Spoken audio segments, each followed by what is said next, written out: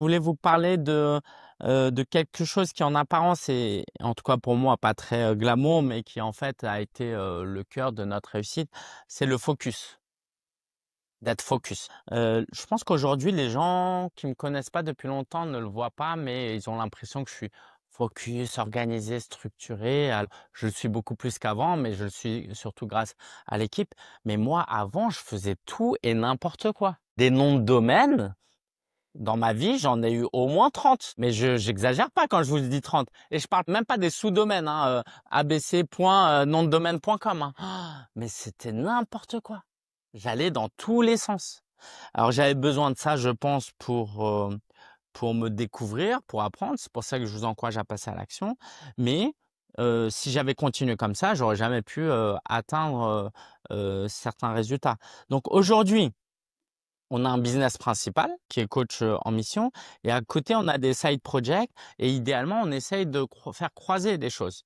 Mais en tout cas, ce qui est important non plus, c'est que souvent, on pense pour être focus, je vais perdre en dopamine, je vais perdre en plaisir, ça va être moins fun. Et ça, c'est dommage de penser ça parce que on y aura pensé euh, avec un niveau d'exigence et d'ambition trop faible. Typiquement, euh, moi, j'aime le foot et je me dis, mais c'est quoi le rapport entre le foot et le business, tu vois? Et les coachs, comment je peux faire en sorte d'allier les deux? Bah, soit je pars en mode, bah, je vais créer un business pour les footballeurs et je m'éparpille, je divise mon attention et j'atteins aucun résultat. Soit je me dis, non, non, non, c'est immature et on juge, tu vois. Oh non, mais c'est encore de la dispersion, c'est un shiny object.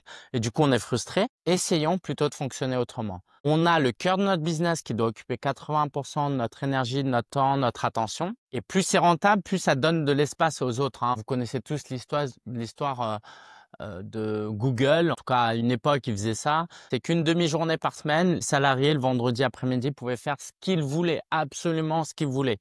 Et apparemment, c'est comme ça que Gmail a été inventé, par quelqu'un qui s'est dit, bah, tiens, si on faisait ça. Et je pense que ça m'a toujours marqué, cette idée-là. Donc, on devrait fonctionner comme ça. Avoir 10-20% de notre temps, où on peut s'amuser à faire des choses sans avoir cette préoccupation du retour sur investissement. Ça veut du coup dire que les autres 80%, on doit réfléchir en mode focus, hein.